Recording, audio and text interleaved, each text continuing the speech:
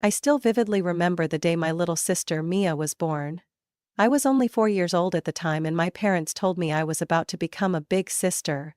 They said it would be wonderful, that I'd have a lifelong best friend. But what they didn't mention was that from that day forward, I would become invisible. My name is Sarah, and growing up in the Taylor family meant learning one hard truth early on. There was a clear hierarchy in our house. This determined, to me, Mia was at the top, and I was somewhere below, even the family cat. The differences in how my parents treated us weren't subtle, they were glaringly obvious in everyday life. Every morning my mom would make a custom breakfast for Mia. Over-easy eggs and toast cut into triangles, just the way her little princess liked. Meanwhile, I got handed a box of cereal and a spoon.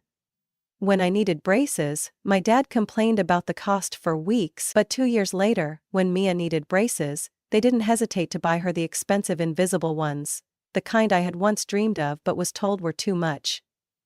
They justified it by saying, "Mia deserves it more." These disparities were everywhere. When I got an A on a difficult test, the most I received was a half-hearted nod from my dad.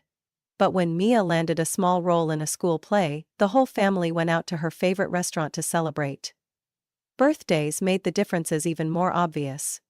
My parties were simple: a store-bought cake, a few friends, and a backyard dinner. Mia's birthdays, on the other hand, were grand events with bounce houses, clowns, and elaborately decorated custom cakes. I tried to bring up the unfairness to my parents, but my complaints were always dismissed. "You're so practical, Sarah. Mia is different. She needs these things," my mom would say. As if I wasn't also her daughter.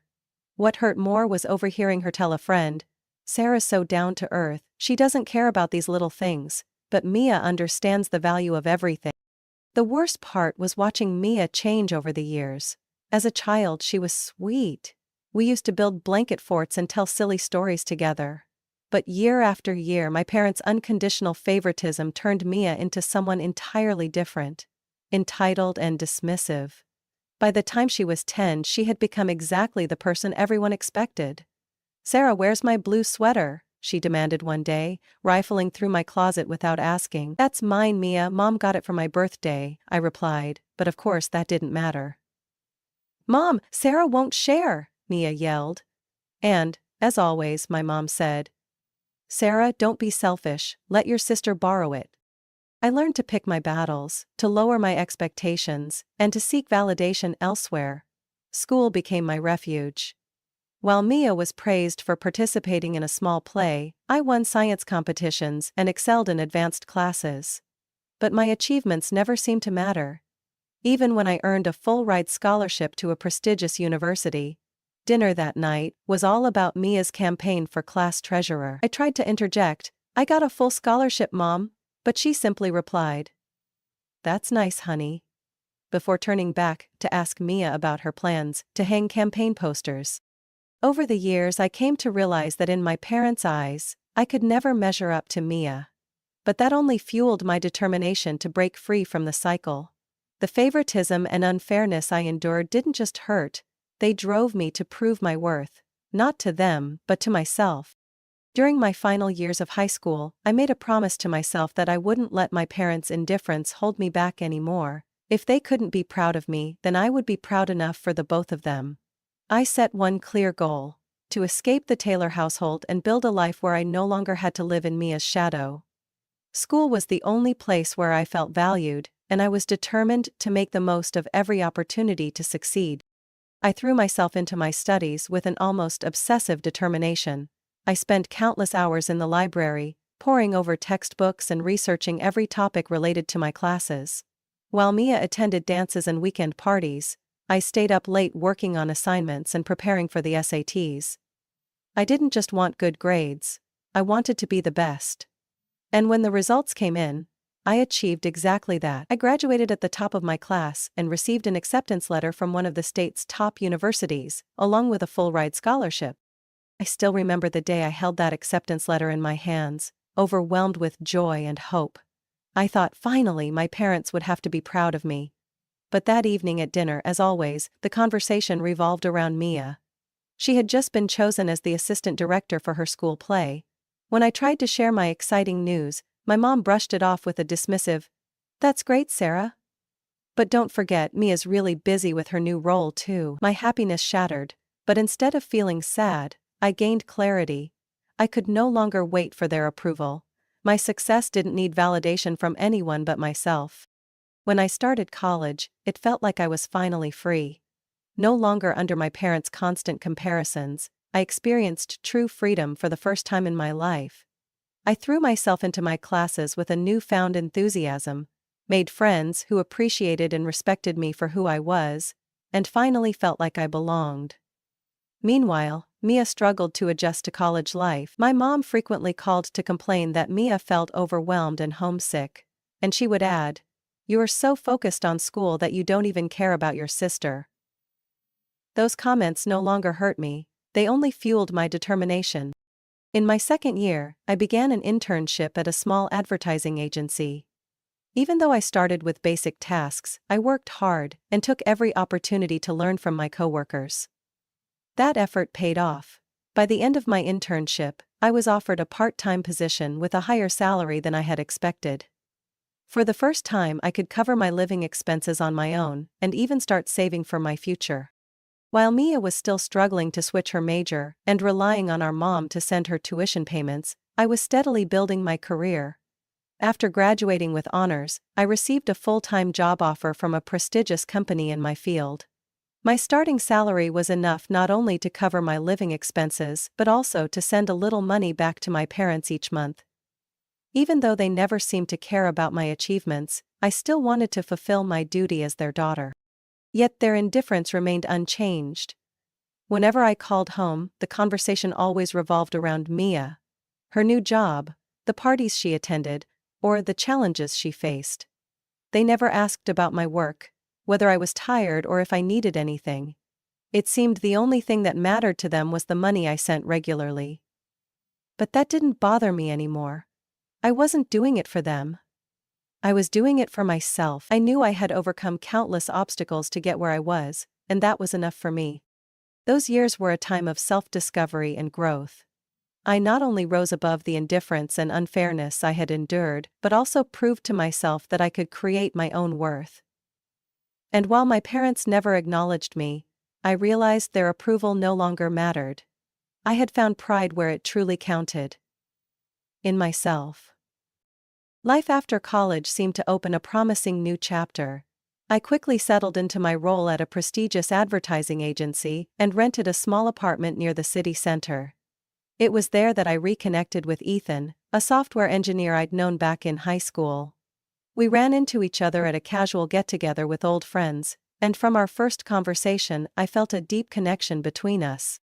Ethan was warm, caring, and seemed to understand the emotional scars I carried from my childhood. He made me feel valued and loved, something I had never truly experienced from my own family. We dated for 2 years before deciding to get married. Our wedding wasn't extravagant, just a small ceremony with Ethan's family and a few close friends. My own family attended, but they felt more like distant guests than actual relatives. By then, I didn't expect much from them, and honestly, it no longer hurt the way it once had. The early years of our marriage were calm and fulfilling. Ethan was a devoted husband, and I finally felt like I had found a true home. His family, especially his younger sister Jenny, welcomed me as one of their own. Jenny became the sister I had always wished Mia could be. A friend, a confidant, and someone who truly prioritized family. We spent weekends together, hosting family dinners and going on outings. Jenny supported me in every decision I made, and whenever I needed advice, she was the first person I turned to. However, things began to change after I gave birth to our son Noah. At first, Ethan was an incredible father, always present for me and Noah. But after Noah turned 1, I noticed Ethan becoming increasingly distant. He started coming home late, citing work as an excuse. Family dinners grew infrequent, and he began missing important moments in Noah's life. I tried to reassure myself that it was just the stress of adjusting to life as a parent, that Ethan just needed time to adapt. But the truth came out one otherwise ordinary evening. Ethan came home with a heavy look in his eyes and confessed that he had fallen in love with someone else, a client of his. "She understands me," he said, his voice trembling. My heart felt like it was being crushed. I couldn't believe the man I once thought was my rock had betrayed our family, yet for Noah's sake I kept my composure. We agreed to divorce amicably, and Ethan promised to take full responsibility for Noah, both financially and emotionally. After the divorce, I found myself in a void. But thankfully, Ethan's family, especially Jenny, never turned their backs on me. Instead, they became my greatest source of support during those difficult months. Jenny visited often, bringing homemade meals and spending hours playing with Noah so I could have some time to rest. Ethan's parents, Tom and Sarah, also showered Noah with love.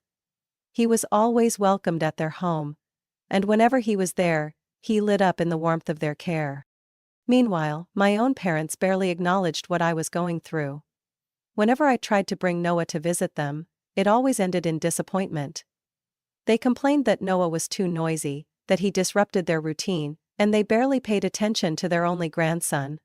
But I had grown used to their indifference. Instead, I chose to focus on the people who truly cared, the ones who genuinely loved me and Noah. The divorce taught me a valuable lesson: family isn't defined by blood.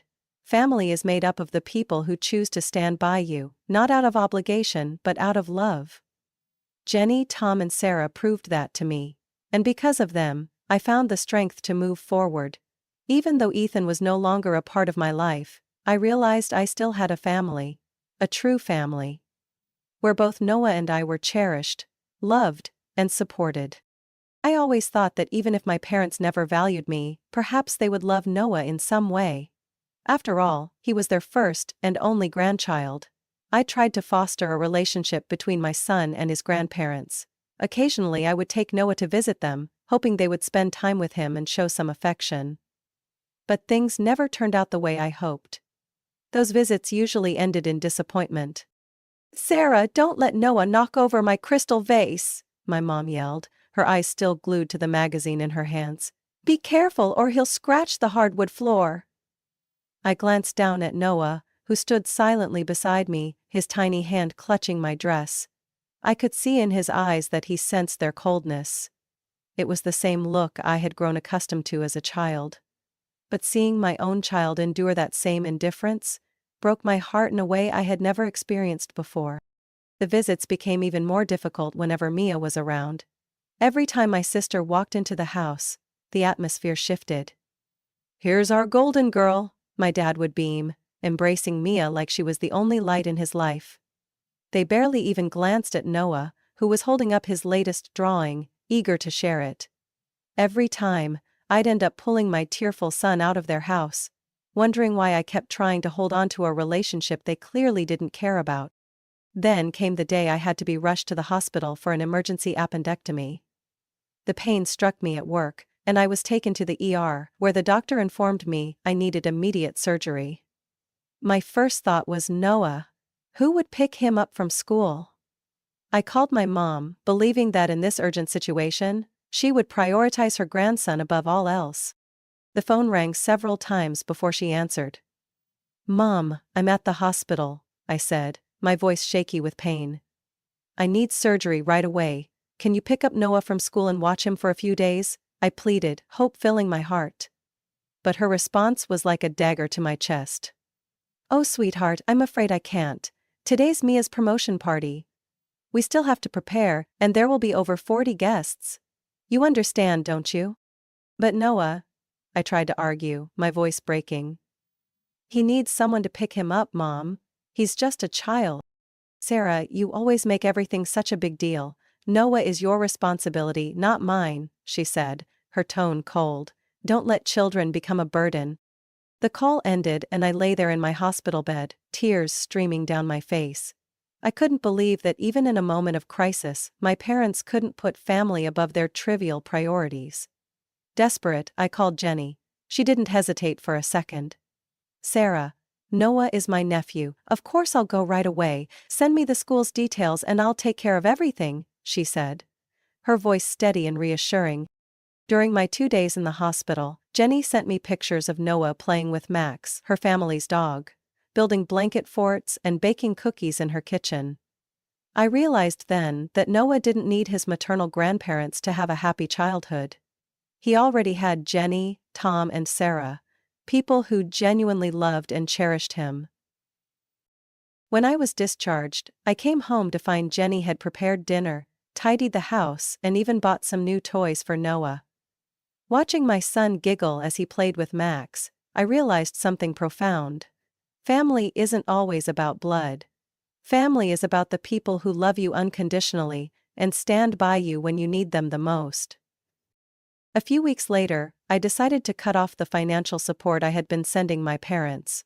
The money I had been using to help them pay off their car loans, a gesture they never once thanked me for, would now go toward Noah and our life together. When my mom called, her voice sickeningly sweet, asking if I could send more because Mia couldn't provide as much as they'd hoped, I simply replied, "I've done everything I can. You're on your own now." Then, I ended the call, feeling a weight lift off my shoulders. I don't know how my parents and Mia will manage without my support, but it's no longer my concern. I have a real family now. People who are there for me when it matters most. And I will never let Noah feel abandoned or unimportant. He will always know he is loved and valued. After that final phone call with my mother, I knew it was time to make a decision, for myself and for Noah. I had spent far too many years trying to prove my worth to them, hoping that one day I'd receive the recognition and love I had always craved. But now I understood that all my efforts were in vain. They didn't see me as an important part of their family, and they certainly didn't care about Noah. I had to make it to Noah. I couldn't let their indifference and selfishness impact our lives any longer. It was a quiet Saturday evening at Jenny's house. Noah was playing with Max in the yard, his laughter ringing through the air and easing the weight of my exhaustion. Jenny brought out 2 cups of hot tea and sat beside me on the porch swing. "Sarah, I know this isn't an easy decision, but sometimes, to protect yourself and Noah, you have to do it," she said, her eyes filled with understanding. I nodded. "You're right, Jenny. I've tried for so long, but it's meaningless. I can't let Noah grow up thinking love has to be earned through suffering or one-sided sacrifice. I want him to know he's worthy of unconditional love, just like the way you and your family have shown him." The next morning I took the first steps to sever ties with my parents. I canceled the automatic monthly transfers, removed their numbers from my contacts, and blocked them on social media. It wasn't easy, but the sense of relief slowly outweighed the initial hesitation. I had spent too many years clinging to a relationship that only I was trying to build. Now, I was ready to let go and find real peace. The next day I deposited my bank account and made my way back out to the trading floor. In the weeks that followed, my parents bombarded me with phone calls, texts, and voicemail messages. At first they were full of anger. "You're so ungrateful, Sarah. We're your family, you can't treat us like this." Later the tone shifted to pleading. "Please, Sarah, just help us one more time. Emma can't manage and we have no one else to turn to." But I didn't respond. I knew that if I engaged, I would be pulled back into their cycle of exploitation and pain. Instead, I focused on what truly mattered. I spent more time with Noah, taking him to the park, reading bedtime stories, and baking his favorite cookies together. Jenny and her family remained by our side, creating a loving environment where Noah felt secure and cherished. During family dinners at their house, I no longer felt like an outsider. Instead, I felt valued and like I truly belonged. One day, Noah brought home a drawing from school. It was a family tree with little branches representing his loved ones. "Mom, I added Aunt Jenny, Grandpa Tom, Grandma Sarah, and Max too," Noah exclaimed excitedly. As I looked at the drawing, my heart swelled with emotion. My parents and Emma weren't on that family tree, and I knew that was exactly how it should be. Family isn't about titles or obligations. It's about those who love and support you unconditionally. Oh. I hung Noah's drawing on the living room wall, right next to a photo of us with Jenny's family from a recent picnic. Every time I looked at those images, I felt a deep sense of peace. I no longer needed to seek love from people unwilling to give it. I had found my true family. A place where Noah and I were loved completely. 3 months later, as things began to settle, I received a letter from my mother. It was long, filled with both accusations and apologies. but I didn't open it. I tucked it away in a drawer. Not to keep it, but because I no longer cared. Everything I needed I already had. A real family, where Noah and I truly belonged. The days that followed passed in calm and quiet contentment. I stopped keeping track of my parents or Emma, and it no longer mattered. I had learned that sometimes, to find true happiness, you have to be brave enough to let go of what hurts you. And that's exactly what I had done. For myself, and for my son. After cutting ties with my parents, it felt like a new door had opened in my life. A door leading to freedom. Freedom from unreasonable expectations, from blame, and from the indifference I had endured for so long. But above all, it was the freedom to love, and to be loved, fully and unconditionally. I began to focus completely on building a better life for Noah and myself. In the mornings, I would wake up early to prepare breakfast for Noah, watching his innocent face light up as he excitedly talked about what he planned to do at school that day. I made sure that every day of his was filled with joy and a sense of being loved. Small moments, like baking cookies together or reading books before bed, reminded me that true happiness isn't found in anything extravagant or complicated. It's in the simple, heartfelt moments of genuine love. Jenny and her family remained an essential part of our lives. To Noah, Jenny was like a true aunt, and Tom and Sarah felt like real grandparents. They constantly went out of their way to make us feel welcomed and part of their family. On weekend evenings we often had backyard barbecues. Noah would play with Max, while Jenny and I sat and talked under the warm glow of the patio lights. In those moments, I realized that family isn't about who you're born to, but about those who choose to love and accept you. My career also began to flourish like never before. I gained the trust of my superiors and colleagues, taking on bigger, more challenging projects. Every achievement made me proud, not just for myself but because I was building a better future for Noah. Every paycheck I earned was invested in the things that mattered most: his education, experiences that allowed him to explore the world, and a loving home, where he could always feel safe. Still, the past occasionally found its way back to me.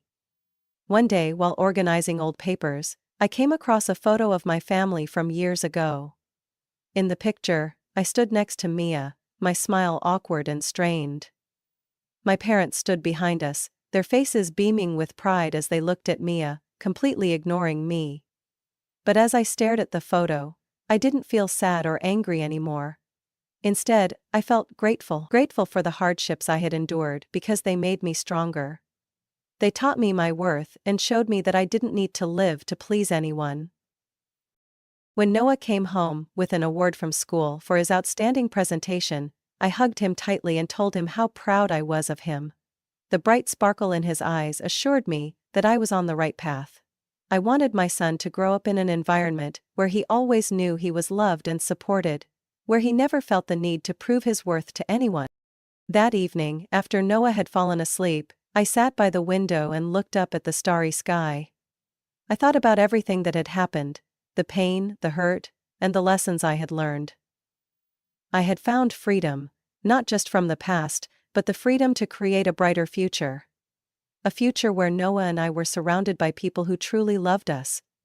And I knew, despite how difficult this journey had been, I would never go back to the way things were. We were living a better life now, a life full of love and hope. And for me, that was everything. The lesson from this story is that family isn't always defined by blood ties, but by love, respect, and unconditional support. Sometimes letting go of toxic relationships is necessary to protect yourself and your loved ones. True freedom comes from living true to your values, building positive relationships, and focusing on what truly matters. Love doesn't need to be earned or proven, and happiness comes from finding and cherishing your real family. What do you think about this story? Share your thoughts in the comments below. Don't forget to follow the channel so you don't miss more inspiring stories about life, family, and meaningful lessons. Thank you for being with us.